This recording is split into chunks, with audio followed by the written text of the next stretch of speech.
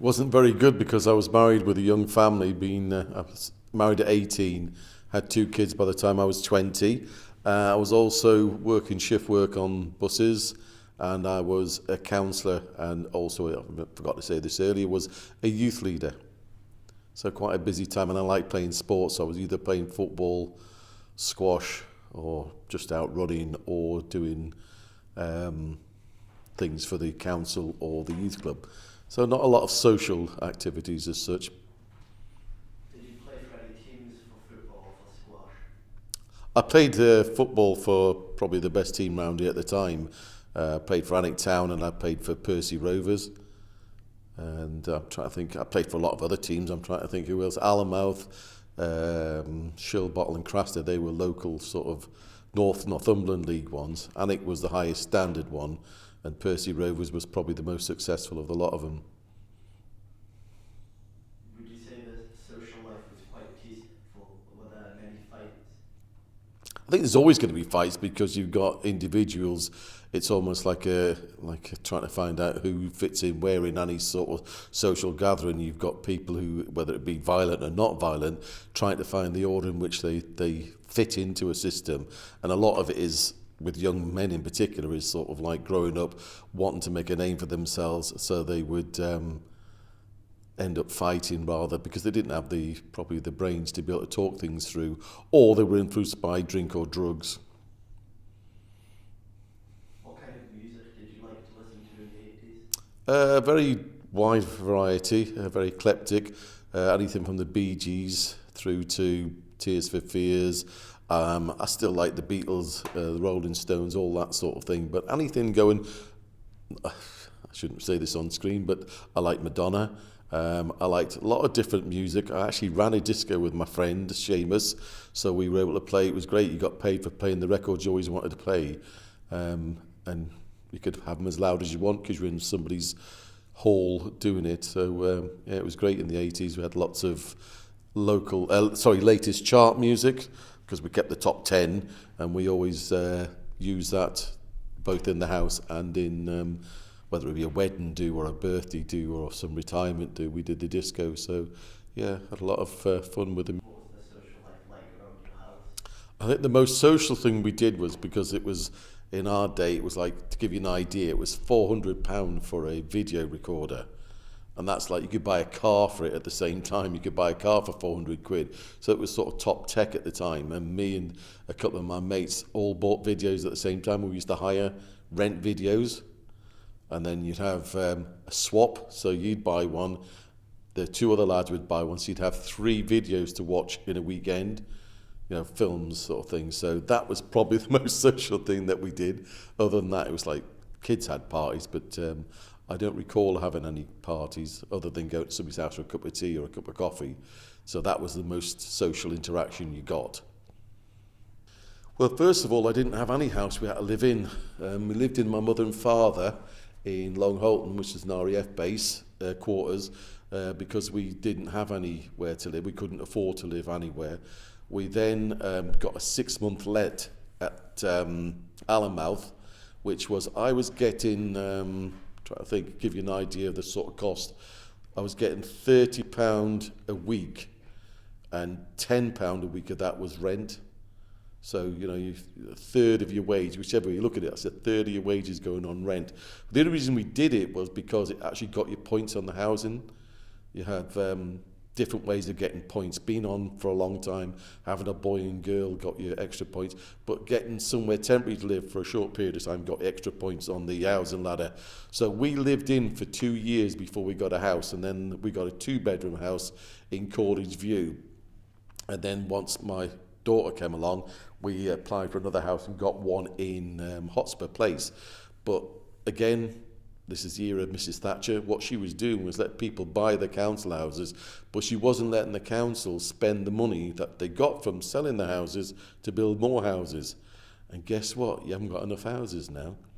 You don't have to be rocket science to know that if you take a load of houses out of the market, whether they be social housing, whether they be actual private houses, you need to have something to replace it because everybody's families are growing bigger, there's more of them, and so you need somewhere to house them. It hasn't changed much over the years. It's a simple thing, councils try and build houses, government doesn't let them for some strange reason, and I've no idea why, because it just seems crazy to me. You've got places like London where how's an ordinary person going to be able to rent or buy a house in London? You can't hardly do it in Alnwick, never mind in London. But in our days, it was that we were lucky to get a council house. We were one of the lucky ones that bought it. But the annoying thing was, even though you bought a house, they wouldn't let, the government of the day wouldn't let councils spend the money they'd got from buying council houses to build new ones. Everything else, the money dried up for that as well. Around the 2-bedroom and the 3-bedroom house, what was the community like? Well, the 2-bedroom one, we were actually on the end of, is it Tustane Garage? Now, that was no road there when we lived there. We lived at number 25 Corley's View, and that was actually, there was a mound there which had the old railway line, and there was no road, so it was just fields. And whilst it was a mixture of young and old, which I don't think worked, because if you've got old age pensioners or old age people, older people and kids make a lot of noise. And if they're particularly young toddlers and all that, they don't really care that the fact that you're 70 or 80 year old, they're going to kick the ball against your wall and all this sort of thing. So there is this sort of policy, or there has been a policy for a number of years, to have the old and young mixed together. Now, it doesn't work, because the same happened in Hotspur Place. All you get up is signs saying no ball games in the car park, because they had nowhere else to play, so they played in the car park. Somebody complained to the council, and then you had no ball games allowed in the car park. I've got to be honest, I had problems reading that, because I always played football there with my kids, because I just thought this is the safest place to play football, and the woman didn't like it. She could go and complain to the council, and as I was actually the council, I don't think she was going to complain. It would make no difference. So it's just stupid putting old and young people together in a housing estate of any description, because there's two different needs, and they're both, if you like, fighting against it. One wants peace and quiet, and the other one wants room to play and make enough noise as they possibly can. We've gotten really well. I mean, I think most people do, unless you've got, you know, I'm saying that, they maybe couldn't stand me, I don't know. But I felt we got on really well. I mean, he doesn't live here, but one of them moved across to Spain. But when I see him, he comes back, we have a chat sort of thing. The other side was an older couple who have died. And then the back of us was younger people who my wife and us, we knew and we sort of spoke to and had a great relationship with. Same when we moved up to where we live now, we had an older next door neighbour.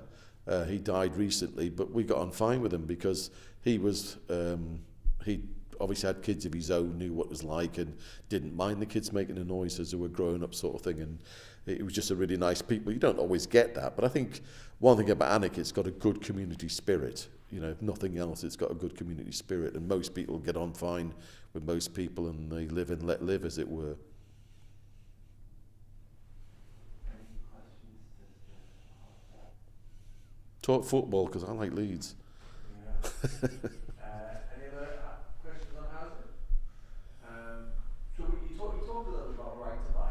You have anything involved in that? If you took advantage of seeing stuff on? What did you think of right to buy? Did you take advantage of it? I've got to be honest and say I didn't agree with it, but did take advantage of it. So how hypocritical is that? The thing is, when we bought the house because financially it was actually cheaper to buy the house than keep going on paying rent, and it just seemed like stupid not to. But having said that, we didn't know, like many people didn't know, that you couldn't, the councils couldn't use the money to build new houses. We all thought, and everybody I've ever spoke to thought the same, yeah, we're lucky enough to buy our council house. Yes, we got a discount for it, but we're putting money into the pot so other people can have a council house. Never happened. And so it was a bit of a con. I'm not saying, I'm being honest, I don't think that would have made any difference. Had they said, look, we're not going to use this money to build any more houses, I still would have bought the house, simply because it was too good an opportunity to miss, and it didn't make any difference whether I bought the house or whether we bought the house or not, because the housing problem was still going to be there whether we bought it or not. All it meant was that we were going to miss up the opportunity to buy a house that would actually eventually save us money rather than cost us money, because it was, you know, it was a good deal to buy, and it meant that you paid your mortgage over 25 years and then you stopped paying. You obviously have bills to pay, but you don't have to pay for a mortgage or a rent for the rest of your life sort of thing. So yes, I thought the idea was great. I actually thought we would be helping people, even though it didn't help people. I still thought it was a good idea. But the politics of it, like I said before, also stopped a lot of working class people going on strike. I worked on the bus company, which was then United Automobiles Association, which stretched from Pickering in North Yorkshire up to Berwick. So it was a massive bus company. Then under Mrs. Thatcher, she decided she was going to do an experiment in a place called Hereford and Worcester, which what she did there under the Minister of Transport, Nicholas Ridley, they set an experiment and said, if this works, we're going to roll it out across the country to get rid of the public services, the buses. And I can remember going down with a couple of other people to London to lobby against this when it first was mooted, because it just didn't make sense. The laugh is, Alan Beath was the MP at the time, who lived in Whittingham, which is 7 miles away. We went to London to see him, and he wasn't there. So luckily, we were given another MP to speak to. He was the Asherton MP, and he spoke to us anyhow. So I thought, we went all the way down to London, and he's in Whittingham, home in bed ill, so we could have just knocked on his door.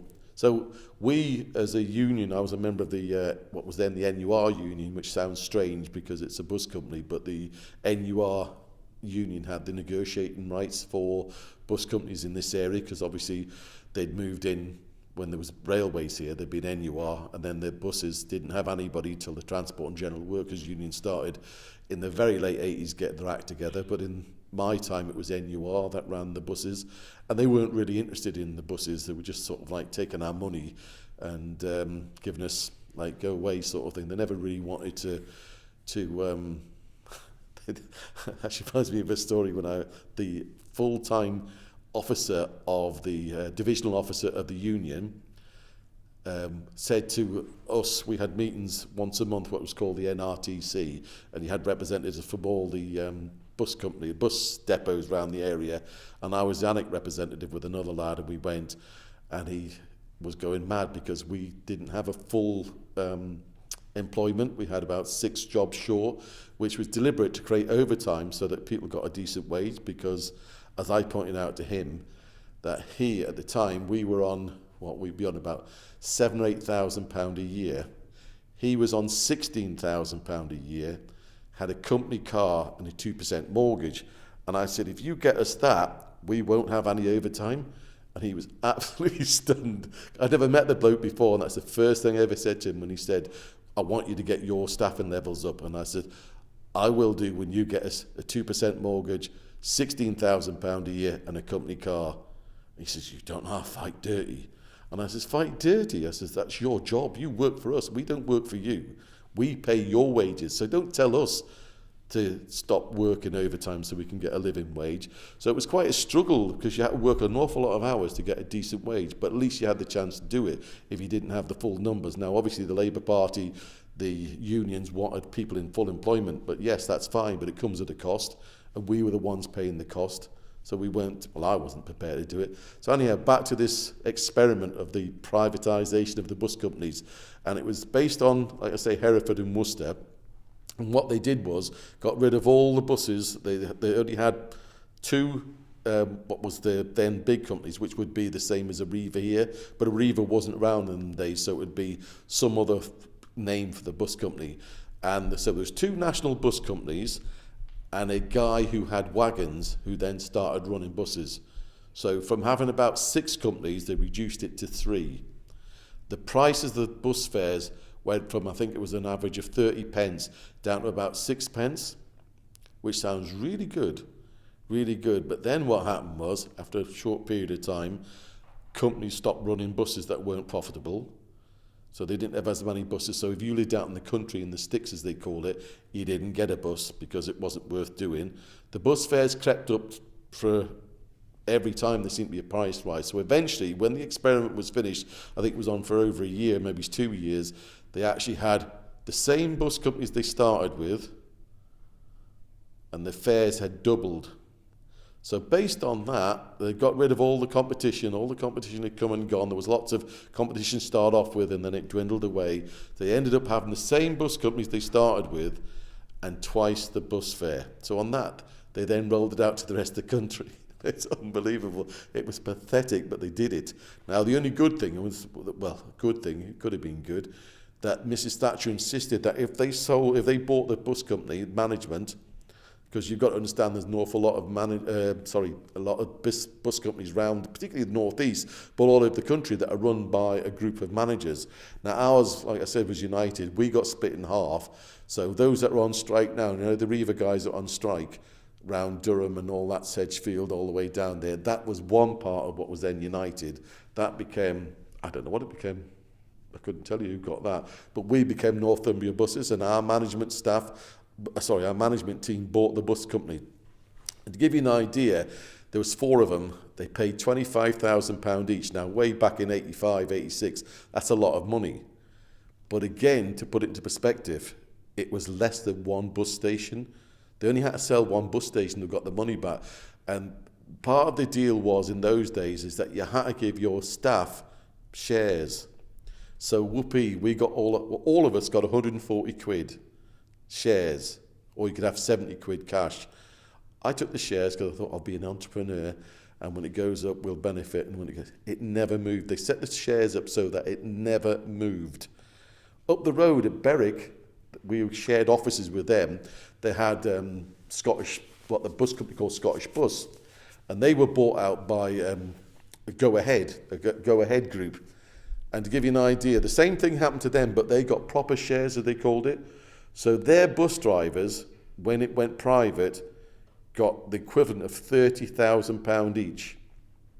We got 140 quid. Those same guys that bought us and made sure that we didn't get any benefit out of it, like I said, when we argued they came to a meeting with the staff and they argued that they risked their houses, and we argued you didn't. You said you would. They put £25,000 in, but I says, Berwick bus station was £1 million, valued at £1 million. That's before you go anywhere else. So they had the money to cover it. So there was no gamble. They were trying to say they'd made the gamble. They hadn't. It was a sure certainty. We got 140 quid. They got £8 million each when they sold the bus company. So that shows you how Mrs. Thatcher's scheme worked really well for the workers. £8 million each, 4 of them. They sold this bus company that we worked for. We got 140 quid and they got 8 million. One of them actually went on to become the chief exec of Sunderland, John Ficklin. Anybody support Sunderland? No, I didn't think you would. But he got £8 million and 600,000 into Sunderland and became chief exec. So not only did he get 8 million from us, he got a whole load of money from Sunderland as well. So he did very well. So that's the just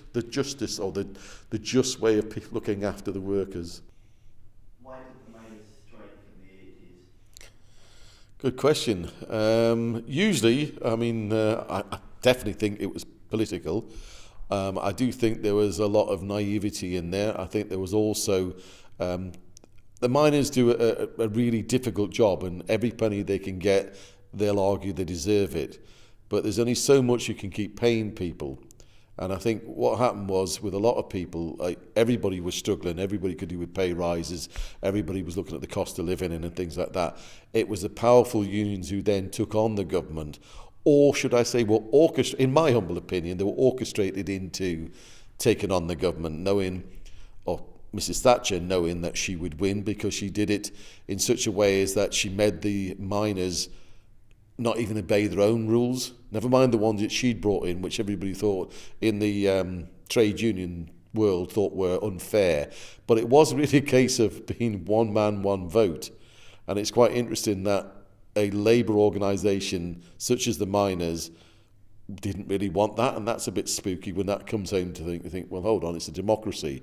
Now, in a lot of unions, you've got block voting, and particularly in the Labour Party, you've got a lot of block voting, so that one man can actually make a difference. And a classic example of how that makes a difference is it come home to roost and really sort of made people sit up and take notice was when Ed Miliband beat his brother Dave Miliband because of a trade union vote. Now, that's one person who's got 2 million votes. It should be one man, one vote. And this is what, funny enough, Mrs. Thatcher's always said. And I think a lot of fair-minded people would agree with that. But back in the 80s, she didn't say it like that. in so much, or if she did say it like that, it got twisted and it got changed. It was more like she was telling the unions how to run it, or came across as telling the unions how to run their affairs.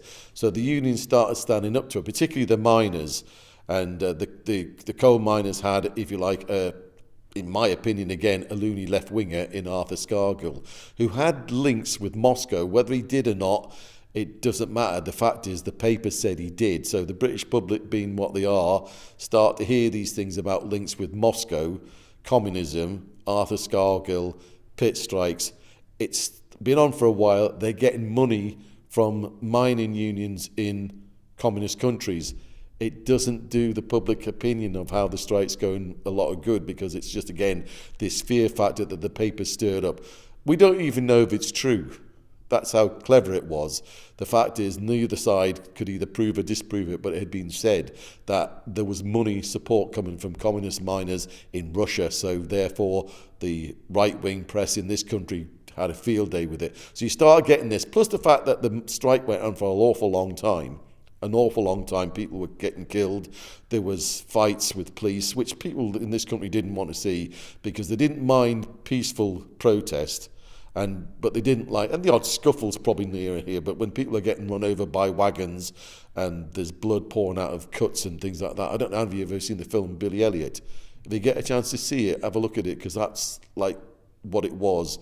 The 85 strike was like that. Now in Alnwick, peaceful little Alnwick, I'd been here a few years, I couldn't believe when I seen how many police there were in Alnwick and how many flying pickets there were.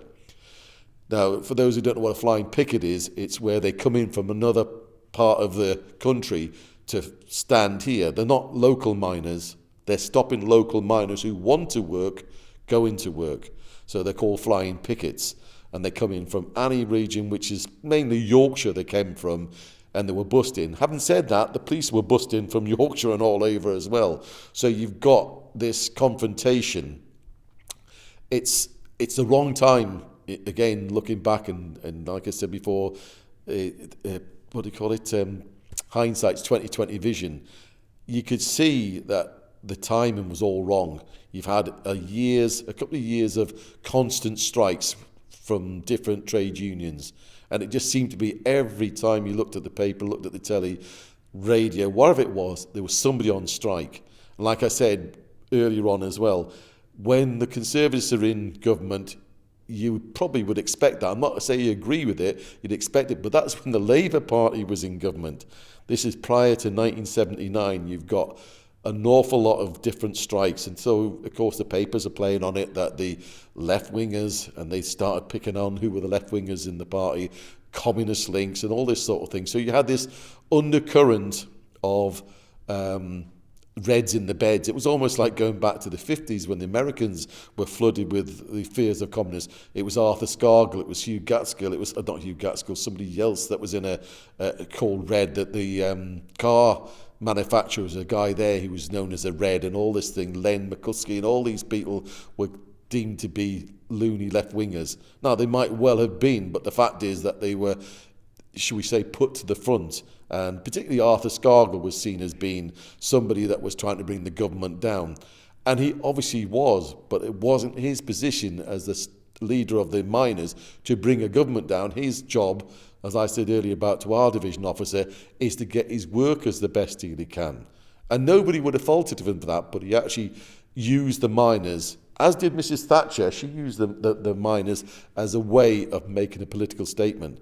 And she'd come into office, because you probably know about the 3-day week under Edward Heath, who was a Tory MP. You had 3 days a week when you had oil and gas and electric, which you were allowed to use. And the workers, the unions had brought the country to a standstill. So that's fresh in her mind. And Edward Heath lost his premiership because of that. So you then got James Callaghan, who takes over after Harold Wilson towards the end of the 70s. Sorry, the end of the 80s. Back to the end of the 70s it was. 78 was a horrible year. Like I say, there was bins piling up rubbish everywhere. You had photographs in the press. You had bodies that couldn't be buried. You had all kinds of things happening. And it was just a horrible atmosphere. So bear that in mind when Mr. Scargill decides he's going to take his boys out on strike. When Mrs. Thatcher comes, she's come under the banner saying, I'm going to sort these unions out. And most British middle-class people in particular would think that's right, the government should sort out unions. And she did. But she did it in a clever way. She made the union self-destruct, in my opinion, by not taking a vote to have a ballot, to have a strike. And all he did was then split the union. Even within the mining community, he split them. So within a community like Shillbottle, I mean, it's got pitmen in it, but I think Shillbottle is your sort of typical pit village. And I always remember one guy now who was in the Labour Party at the time was a man called Mr. Dobby. William Dobby. He was a Labour councillor at the time, but he actually went against the union. He was a miner that went in, even though he was in the elected council official, he worked in the mines and he went in against it. And he said he was going in because he didn't think that they had the mandate to go on strike. So you started got people who were questioning whether or not they actually thought this was right.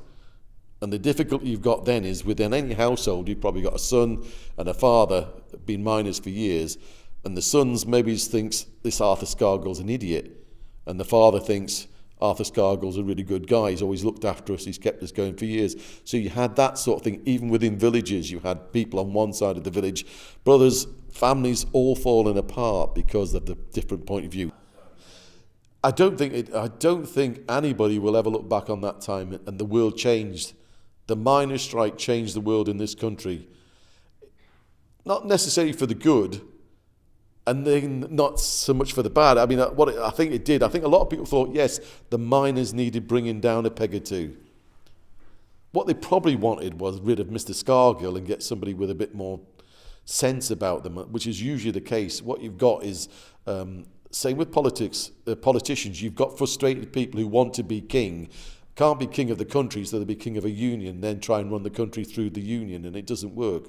Because despite what everybody thinks, democracy still works in this country. And it always will because of the type of people that they are. And you don't like it. I mean, I don't like Brexit. I'm totally against Brexit. But democracy being what it is, I think it was poorly played. I think particularly Mr.